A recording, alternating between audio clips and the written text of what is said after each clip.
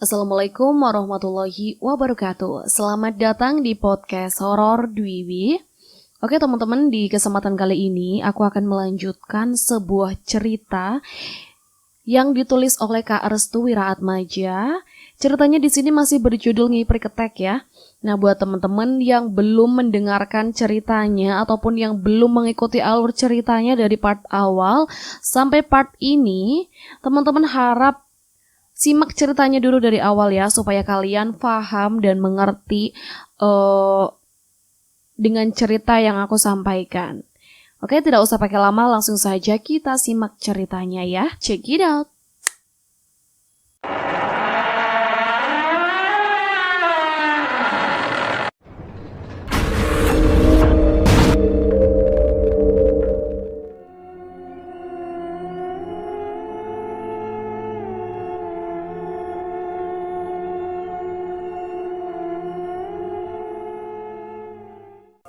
Malam ketiga, di malam selanjutnya di malam ini, ibu mendengar suara rintihan orang yang menangis yang berada di belakang rumah. Saat itu bapak sedang ada di luar rumah nih, karena sedang ngobrol sama Raden Kuncoro kan. Ibu yang kebetulan penasaran, ia pun segera membuka pintu belakang rumah untuk memastikan siapa sih yang nangis di belakang rumahnya itu gitu.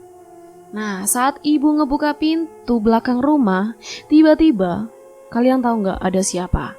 Pandangan ibu tuh langsung tertuju sama seorang wanita yang lagi ngegaruk-garuk perutnya. Jadi kayak nggak terima gitu loh, takdirnya cuma sampai di situ aja. Masya Allah. Dan setelah ibu melihat pemandangan itu, ibu pun langsung berteriak histeris. Di saat wanita itu pun kayak tatap-tatapan gitu sama ibu. Terus wanita itu juga gak cuma natap ibu doang, karena wanita itu tuh kayak tersenyum sinis yang bener-bener ngeri banget lah. Ibu pun langsung teriak, "Bapak!" gitu kan. Dan sontak aja, bapak sama Raden Kuncoro segera menuju ke belakang rumah. Nah sayangnya ibu tuh pingsan saat itu. Jadi karena saking ketakutan yang lihat sosok wanita yang tadi korban dari sosok yang berasal dari alas wingit itu loh. Kejadian itu pun akhirnya bapak melaporkan ini kepada sesepuh desa di keesokan harinya. Nah bapak merasa kalau kejadian ini itu ada kaitannya guys, sama orang-orang yang sengaja menaruh ilmu hitam kepada orang-orang yang udah mati. Jadi kayak orang yang udah meninggal yang dijadiin tumbal di alas wingit ini kayak dimasukin ilmu-ilmu hitam supaya mereka tuh menghantui para warga bergentayangan gitulah ya, ataupun meneror-neror warga. Dan bapak ini yakin banget kalau kedatangan dari sosok-sosok yang berasal dari alas wingit ini sebenarnya tanpa alasan gitu. Jadi maksudnya tanpa alasan itu di sini tuh kayak memang benar-benar ada seseorang yang menggerakkan di balik sosok itu semua. Dan setelah bapak mengatakan itu ke sesepuh desa ini kan, jawaban dari sesepuh kalian tahu nggak apa? Jawabannya ini benar-benar mencengangkan banget. Dia bilang kayak gini, "Desa ini memang kadang-kadang sedang melakukan pembersihan. Pada dasarnya di desa ini hanya berjumlah dari orang saja. Jika memang lebih, maka ada sesuatu yang harus ditanggung. Desa ini merupakan desa terkutuk, desa yang tidak boleh dihuni oleh manusia. Desa ini hanyalah sebuah alas hutan yang tidak bernyawa. Mereka yang datang ke sini harus rela untuk melakukan pembersihan. Namun saat itu pembersihan yang dilakukan oleh orang pertama yang menempati desa ini belum sepenuhnya sempurna. Karena itulah para penghuni alas wingitlah yang melakukan pembersihan dengan mengambil bayi-bayi yang akan terlahir." Nah, sontak saja ketika Bapak mendengar jawaban itu tuh kayak langsung kaget gitu kan. Itu artinya ada sesuatu yang gak beres yang berasal dari perkataan sesepuh itu guys. Bisa juga karena memang adanya hal yang gak perlu diketahui oleh Bapak, atau karena memang ada latar belakang yang menjadikan sesepuh itu menutup mulut atas tragedi yang terjadi di masa lampau. Nah, kalau menurut kalian gimana tuh?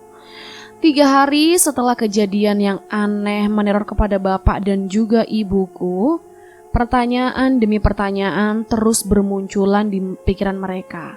Bapak sempat berpikir kayak gini, kalau emang kematian 2 warga tersebut adalah karena penghuni alas wingit, lalu kenapa sesepuh desa itu gak punya solusi loh supaya kejadian ini tuh gak terulang kembali gitu.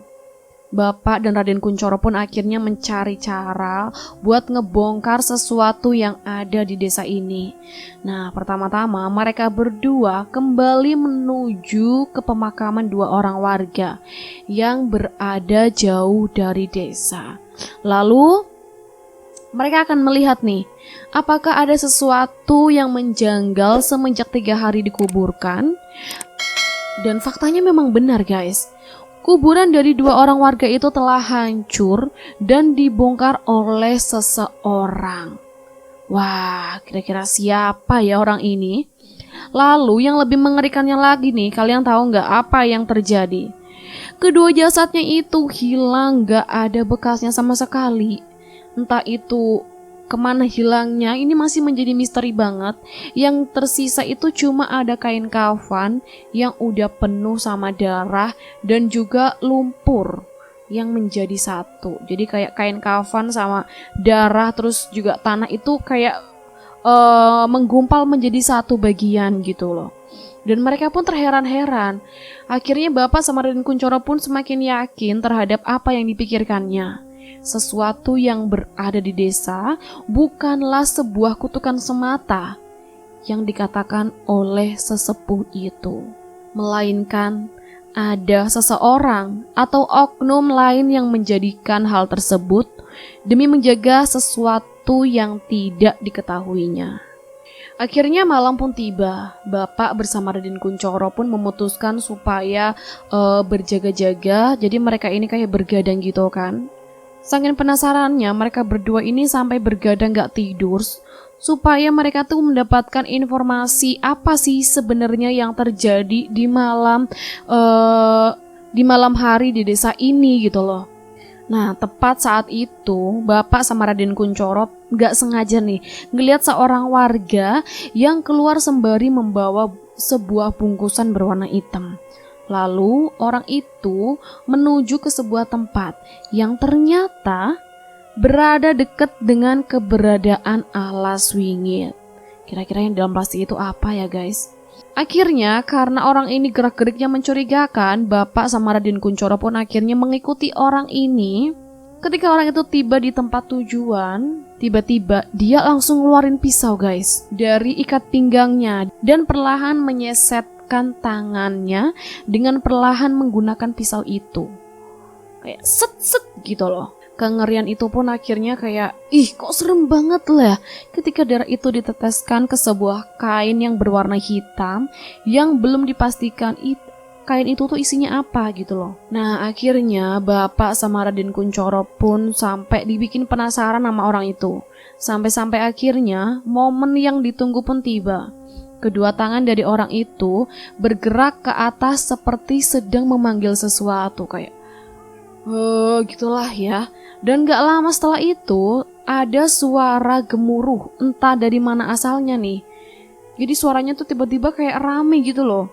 Tapi Bapak sendiri gak tahu dari mana asalnya suara ini. Nah bukan gak cuma suara itu aja, tapi yang membuat Bapak dan juga Raden Kunchoro heran dan terkejut, melainkan terpaan angin yang berasal dari tempat itu membuatnya tuh kayak merinding seketika loh. Jadi kayak ada suara gemuruh beserta angin yang kenceng banget. Jadi kayak ada seseorang yang sedang melakukan ritual kayak gitu loh. Akhirnya, dan benar saja guys, ternyata orang itu memang sedang melakukan sebuah ritual. Nah setelah orang itu Bangkit dari tempat duduknya, dia kemudian melemparkan kain hitam itu ke sebuah semak-semak belukar. Dan hingga akhirnya pandangan Bapak dan juga Raden Kunchoro pun tertuju pada satu sosok yang keluar dari semak belukar itu. Kira-kira sosok apa ya? Ternyata guys, sosok itu memiliki rambut yang sangat panjang sampai menutupi wajahnya, tubuhnya tinggi, dan juga memakai baju warna merah. Dan gak berselang lama, Bapak sama Raden Kunchoro pun mendengar sebuah kalimat yang terucap dari pria itu. Aku haturkan banyak terima kasih karena telah hadir Nyai. Kini 2 orang warga telah aku kerahkan kepadamu. Mas? Tanya Raden Kunchoro. Dia pelakunya. Nah, setelah percakapan antara si pelaku ritual dan Nyai yang berambut panjang dan berbaju warna merah itu, gak lama kemudian pria itu pun menunduk kayak meminta sesuatu loh sama sosok itu. Nah, tampaknya dengan jelas dari sosok itu tuh kayak megang kepala dari pria misterius kayak gini loh. Dan memberikan sesuatu sama pria ini. Entah apa yang dikasih sama sosok itu. Yang jelas pria ini tuh belum diketahui sosok wajahnya dan juga perawakannya guys. Jadi kayak memakai sesuatu yang tertutup gitu loh. Namun Bapak yakin banget kalau orang itu adalah dalang di balik ini semua. Dan setelah ritual itu selesai, sosok wanita berambut merah pun akhirnya hilang bersamaan dengan munculnya kabut yang menutupi sekitaran.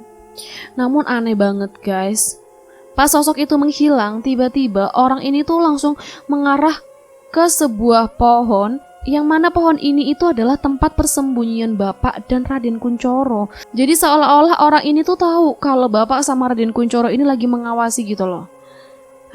Dan akhirnya Bapak sama Raden Kunchoro pun memutuskan untuk pergi dari tempat itu. Dan akhirnya Bapak pun memutuskan untuk pergi agak menjauh lah ya, mengawasinya lebih jauh lagi dari tempat itu. Tujuannya itu adalah untuk membuntuti kembali pria misterius ini. Tapi yang bikin heran nih, saat Bapak sedang mengawasi orang ini, tiba-tiba saja orang ini tuh menghilang dengan seketika gitu. Kayak gak lewat jalan yang pada umumnya, tapi tiba-tiba udah gak ada aja gitu. Dari pandangan mata tuh udah hilang gitu kan. Bapak pun langsung terdiam, dan dia yakin banget kalau pria misterius itu adalah pelaku dari pemanggilan para sosok-sosok yang berasal dari Alas Wingit. Kira-kira siapa ya pria misterius ini? Nah, keesokan harinya Bapak pun melanjutkan pencarian pada sosok pria ini. Bapak akhirnya memutuskan untuk mendatangi rumah warga satu persatu untuk mencari pria yang dimaksud. Karena setelah kejadian ritual itu, pria ini tuh gak pernah muncul lagi gitu loh. Jadi gak ada tanda-tandanya sama sekali. Mau gak mau Bapak pun harus mencari satu persatu ke rumah warga, yang memang untuk mengetahui siapa sih di balik orang yang menjalani ritual ini gitu kan. Bapak dan Raden Kunchoro pun akhirnya mengecek satu persatu ke rumah warga, sampai tindakan Bapak dan Raden Kunchoro ini diketahui oleh sesepuh desa. Dan Raden Kunchoro pun terkejut banget ketika sesepuh itu tuh bilang sesuatu yang tidak masuk akal buat dia gitu loh. Dia bilang kayak gini, "Apa yang sedang kalian lakukan?" Tanya sesepuh itu kepada Bapak dan Raden Angkoro. "Kami baru menemukan sebuah petunjuk, Mbah," ucap Bapak. "Petunjuk apa?" tanya sesepuh itu. "Semalam tadi kami menemukan pria misterius yang ternyata memuja kepada demit penjaga Alas Wingit," jelas Bapak. "Sudah ku bilang, jangan pernah memasuki tempat itu. Itu tempat terlarang," ucapnya dengan nada yang tinggi dan kesal. "Tapi Mbah, aku sudah bilang, tempat itu tempat terkutuk. Jika kalian memasuki tempat itu, keturunan kalian akan terkena imbasnya," jelas sesepuh itu kepada Bapak. Nah, setelah sesepuh itu bilang kayak gitu ke bapak, akhirnya bapak pun gak bisa berkata apa-apa lagi ya. Dia cuma bisa diem dan mendengar larangan dari sesepuh itu. Dan mereka pun akhirnya kembali ke rumah dan menggagalkan rencananya untuk mencari tahu siapa pria misterius tersebut. Nah, tepat di malam harinya nih guys, Bapak sama Raden Kunchoro ini ternyata nggak sengaja ngelihat sesepuh desa sedang berjalan menuju ke alas wingit. Dan sesepuh ini tuh jalannya tuh kayak nggak normal gitu, kayak buru-buru banget. Dan akhirnya Bapak sama Raden Kunchoro pun akhirnya kayak mulai ada rasa curiga. Mereka berdua pun kembali membuntuti sesepuh desa itu yang ingin memasuki alas wingit. Dan akhirnya ketika sesepuh itu tiba di alas wingit, dia berhenti di sebuah pohon, tempat di mana pria misterius itu melakukan sebuah ritual guys. Dan dia kemudian membuka tangan kanannya dan mengambil sebuah pisau yang ada di pegangan sebelah kanannya. Seperti ritual yang pernah Bapak lihat, tiba-tiba saja sesepuh ini tuh menyeset jarinya sampai mengeluarkan darah, dan darah itu dia minum sembari membacakan sebuah mantra khusus. Entah mantra apa sih yang dia baca, tapi tindakan yang baru saja dia lakuin sama persis dengan pria misterius yang kemarin malam itu. Dan akhirnya gak lama setelah itu, kedua tangannya pun langsung mengangkat ke atas. Sama seperti yang dilakukan oleh pria misterius itu loh guys. Dan setelah sesepuh ini melakukan sebuah ritual, akhirnya sosok dari yang kemarin sempat muncul itu pun datang lagi guys. Dan tiba-tiba saja sesepuh ini tuh bilang kayak gini, "Nyai, aku datang memberi pesan untuk Nyai. Ada 2 orang warga baru dari desa ini yang bertujuan untuk menghancurkan ritual kita. Apa yang harus aku lakukan, Nyai?" "Baik, Nyai. Aku akan melakukan apa yang Nyai inginkan." Setelah sesepuh itu bertemu dengan sosok yang tadi itu, tiba-tiba sosok itu pun langsung menghilang. Dan dengan sekejap mata, kayak ada kabut yang menutupi sosok itu loh. Dan Bapak pun mengetahui hal itu, sampai akhirnya Bapak memutuskan untuk pergi menjauhi sesepuh desa ini.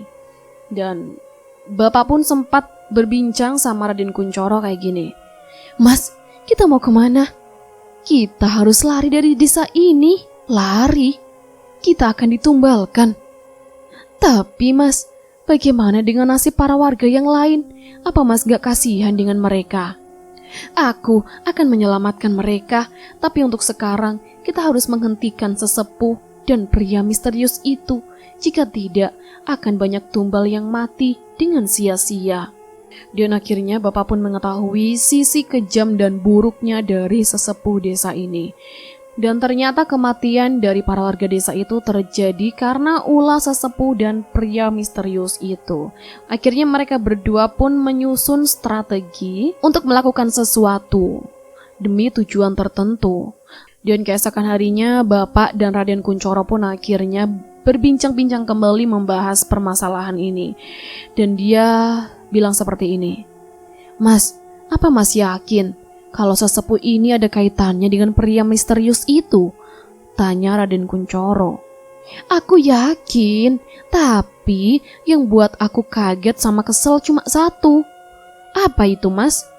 "Kita belum tahu siapa pria misterius itu loh."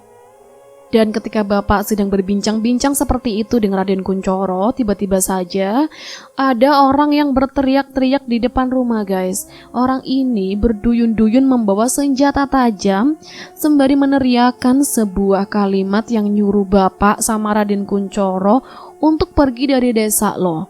Dan Bapak pun seketika terkejut karena melihat sesepuh itu berjalan menuju ke rumah Bapak. Dan di situ banyak banget warga-warga yang sudah berkumpul guys. Sampai akhirnya mereka pun sudah berada di depan rumah Bapak. Sesepuh itu bilang kayak gini guys, "Pergi dari sini, kalian telah merusak kedamaian kami semua." Maksud Mbah apa?" "Kalian telah melanggar pantangan. Pergi kalian. Kalian berdua harus pergi dari desa ini." Tapi bapak ini ngedenger suara mereka mengusir kita gitu loh, pergi dari sini. Tapi seolah-olah hati mereka ini mengatakan kalau jangan pergi, selamatkan kami gitu. Seolah-olah mereka tuh kayak sedang minta tolong ke bapak sama Raden Kunchoro. Dan bisa jadi mereka para warga yang ada di depan rumah bapak ini bisa jadi akan dijadikan tumbal nantinya sama sesepuh desa, guys. Wah, serem ya. Sampai akhirnya mereka ini berhasil ngusir bapak sama Raden Kunchoro dari desa ini. Mereka memilih buat pergi dari desa itu dan menghindari pertumpahan darah yang bisa saja terjadi karena hasutan yang dilakukan oleh sesepuh desa. Dan hari itu juga bapak sama Raden Kunchoro mencari sebuah tempat yang nantinya akan dijadikan sebagai tempat singgah atau mungkin tempat menetap untuk selamanya ya teman-teman. Sebenarnya dalam hati bapak ini kayak masih ingin membantu para warga yang di desa ini, tapi bapak juga nggak bisa apa-apa. Ternyata nih teman-teman ya, sesepuh desa itu sendiri menganut kepercayaan terhadap sesembahan kepada alam dan juga makhluk-makhluk yang nggak kasat mata. Dan dia juga melakukan ritual di hari-hari tertentu buat ngambil tumbal jika waktunya memang udah pas gitu loh. 1 bulan kemudian. Setelah 1 bulan lamanya, bapak dan juga Raden Kunchoro akhirnya meninggalkan desa ini. Mereka berdua sebenarnya pengen banget kembali ke sana untuk mengetahui apa yang sudah terjadi selama 1 bulan berlalu. Lamanya nggak ada kabar. Dan tetapi ibu juga melarang kepergian bapak dan juga Raden Kunchoro buat menuju ke desa itu. Dia tuh kayak punya firasat yang gak baik gitu loh di saat bapak sama Raden Kunchoro pergi ke desa itu lagi. Dia bilang kayak gini, "Pak, tolong jangan kembali ke sana," pinta ibu. "Bu, aku dan juga Mas Kunchoro ingin menyelamatkan orang-orang yang berada di desa Alas Wingit itu. Kalau tidak ditolong, mereka akan jadi korban berikutnya," jelas bapak. "Aku merasakan firasat buruk jika bapak pergi ke sana. Ingat pak, ini malam purnama. Kita nggak tahu apa yang terjadi di desa itu." "Bu, aku akan baik-baik saja. Tapi apa yang akan bapak lakukan?" Dan setelah ibu bicara kayak gitu, akhirnya bapak pun mengeluarkan sebilah keris yang diberikan oleh Kang Waris kepada bapak. Sebagai persiapan bapak untuk menjadikannya lebih mandiri menghadapi masalah-masalah yang ada gitu loh. Nah, malam purnama yang disebutkan oleh ibu adalah malam purnama yang mana di malam itu sesepuh akan memberikan seserahan kepada Nyai yang menjadi panutannya untuk mengabulkan segala permintaan yang dia inginkan. Tapi keinginan bapak ini kekeh banget, dia tetap ingin menolong para warga yang ada di desa itu, guys. Bapak nggak ingin ada korban lagi yang berjatuhan karena kesalahan dirinya yang terlambat untuk memberikan pertolongan itu. Dan akhirnya mereka berdua pun berangkat tepat di saat matahari akan tenggelam. Setibanya di sana, bapak pun mengatakan seperti ini, "Kita sudah sampai. Malam ini adalah malam ritual dari sesepuh itu. Jika kita bisa menghentikannya, maka semua warga akan selamat dan kita bisa kembali lagi ke desa ini." Akhirnya mereka berdua pun memasuki desa itu sembari mengucapkan kalimat basmalah. Akhirnya setibanya di desa, mereka berdua pun menuju ke sebuah warung dengan mengenakan penutup mulut dan pengikat kepala. Keduanya tuh kayak terlihat musafir yang lagi tersesat dan butuh akan petunjuk jalan gitu. Dan saat keduanya tiba di warung itu, mereka berdua melihat warga yang sedang bersantai sembari menyantap wedang dan merokok di sana. "Bu, pesen kopi 2 ya," ucap bapak. Dan anehnya nih guys, saat bapak mengucapkan kalimat itu, orang-orang yang ada di sana pun kayak keheranan banget. Mereka tampak asing melihat 2 orang yang mulutnya ditutup menggunakan kain dan bagian dahinya diikatkan sebuah ikat kepala yang warnanya hitam. Dan gak lama dari itu, 2 gelas kopi pun diantarkan oleh pemilik warung. Dia menyuguhkan tepat di depan bapak dan juga Raden Kunchoro. Para warga yang masih asik duduk santai di tempat itu masih memperhatikan gerak-gerik bapak dan juga Raden Kunchoro sendiri. Mereka nih kayak penasaran banget gitu loh. Wajah dari dua orang asing yang memasuki desanya dengan pakaian yang sedikit aneh. Nyeleneh gitu lah ya, lebih tepatnya nyeleneh. Sampai akhirnya ketika waktu sudah memasuki sore hari, tiba-tiba tuh kayak para warga tuh bergegas meninggalkan warung. Mereka tuh langsung bilang kayak gini, cepat pulang, sekarang purnama. Dan akhirnya ibu pemilik warung juga meminta ke bapak dan juga Raden Kuncoro untuk menghabiskan kopinya. Dia bilang kayak gini, Pak, cepat habiskan kopinya. Sebentar lagi purnama akan muncul. Ucap ibu pemilik warung itu dengan wajah penuh kekhawatiran. Ada apa, Bu? Kok para warga seperti ketakutan dengan kedatangan bulan purnama? Tanya bapak sambil menyeruput kopi dengan cepat.